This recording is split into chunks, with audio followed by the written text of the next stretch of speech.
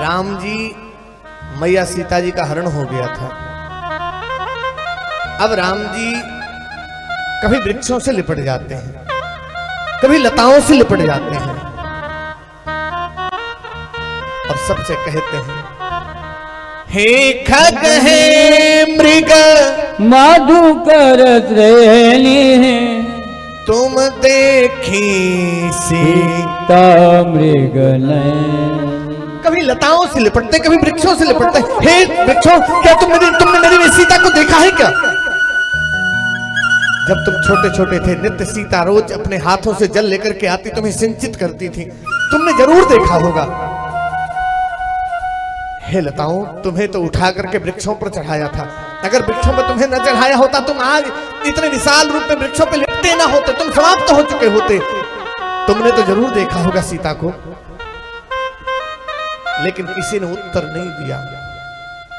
भागे भागे राम जी जा रहे थे, एक हार मिल गया, और जैसे हार मिला लेकर के भागते भागते लक्ष्मण जी के पास के, लक्ष्मण देखो ये हार क्या मेरी सीता के हैं हार हैं क्या? लक्ष्मण जी ने कान पकड़ लिए, भैया क्या पूछते हो आप? आपने एक बार भी कहा होता कि देखो क्या ये तुम्हारी भाभी सीता के बिछुआ है क्या, तो शायद मैं कह देता कि हाँ ये भाभी की सीता मैया के बिछुआ है। आपने उनके चरणों को मैंने नित्य निहारा, श्याम वर्ण वो लाल चरण मैंने नित्य देखे हैं। वो लाल चरणों पे मेरी दृष्टि बार बार जाती थी। आप उनके चरणों के बारे में पूछे होते तो शायद मैं कह देता कि ये उनके पांव की बिछुआ है। मैंने उनके चरणों के अतिरिक्त उनके मुखमंडल की तरफ कभी देखा ही नहीं, तो मैं कैसे बताऊं कि ये मैया सीता के हार हैं। इस दृश्य को देखकर भगवान शिव कहते, जय हो सच्चिदानंद, क्या अद्भुत लीला है आपकी। अच्छा, भगवान श्री राम जी की जो लीला होनी थी, राम जी ने पहले ही कह दिया। जैसे 16,100 स्त्रियां रामावतार में भी मिली थी राम जी से। राम जी ने कहा, देखो इस बार मैं एक पत्नी व्रती हूं, लेकिन कृष्ण अवतार में आऊंगा, तुमसे विवाह करूंगा। अगस्त्य जी उनके यहाँ भोजन करने आए तो उनसे कहा कि जब मैं गोवर्धन लीला करूंगा द्वापर में आकर के, तब तुम वहां आना और वहां जल पी लेना महाराज। तो मानो लीलाएं पहले लिखी जाती हैं, फिर मंचन होता है। आज भगवान शिव राम जी की अद्भुत लीला को देख करके मगन है, वाह प्रभु क्या सुंदर अद्भुत लीला आपने की, क्या सुंदर भाव है आपके। और सच्चिदानंद कह के प्रणाम कर लिया। जैसे सच्चिदानंद कह के प्रणाम किया, सती जी खड़ी थी। ये भगवान है जिनको ये प्रणाम करे। अरे एक स्त्री के लिए जो व्याकुल होकर के रो रहा है, कभी वृक्षों से लिपट रहा है, कभी भूमि से लिपट रहा है, कभी लताओं से लिपट रहा है, ये भगवान हो सकता है क्या? ये कहाँ इनकी मति बौरा गई है? कथा सुन के आए हैं, तब से ये पागल हो गए हैं। ऐसे मन में विचार आए उनके, तो कहा प्रभु मन में विचार आया, चलो मैं परीक्षा कर लूं, देखूं ये सच्चिदानंद है कि ऐसे ही है। प्रभु अगर आप आज्ञा करो तो हम जाकर के पास में प्रभु को प्रणाम कर लें। हाँ, जाओ, ध्यान रखना देवी, परीक्षा के चक्कर में मत पड़ना। अरे नहीं प्रभु, जैसे आपने प्रणाम किया वैसे ही प्रणाम करके आऊंगी, आपने दूर से किया मैं पास से करके आऊंगी।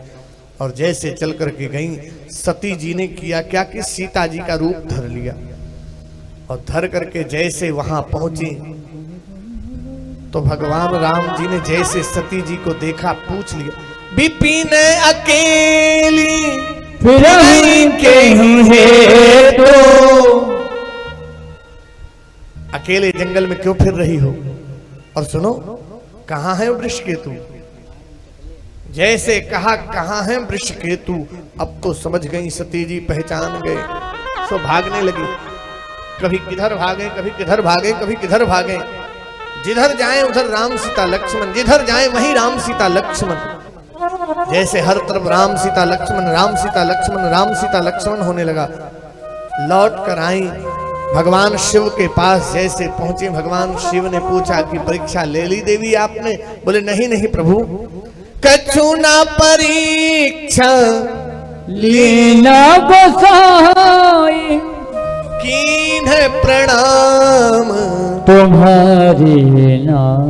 प्रभु आपकी तरह जाकर के मैंने प्रणाम किया और चली आई, लेकिन भगवान शिव तो जान गए कि ये परीक्षा लेकर के आई हैं और मैया सीता का रूप धर के गई थी, मेरी मां का सी रूप धरा था। उसी पल भगवान शिव ने संकल्प ले लिया, शिव संकल्प कीन मन माही एहि तन सती भेंट अब नाहि। संकल्प किया कि इस तन के द्वारा आप सती हमें प्राप्त नहीं कर सकती हैं। जैसे संकल्प लिया, जय हो बाबा विश्वनाथ की जय हो जय हो, ऐसा संकल्प आज तक किसी ने संसार में नहीं लिया। जैसे संकल्प की बात हुई, सती जी ने पूछा, बाबा ऐसा कौन सा संकल्प आपने ले लिया जो मुझे नहीं मालूम? क्योंकि बिना स्त्री के कोई संकल्प नहीं हो सकता। आपने कौन सा संकल्प लिया जो हमें ज्ञात नहीं? हमें भी जरा संकल्प के बारे में बताइए। भगवान शिव मौन हो गए।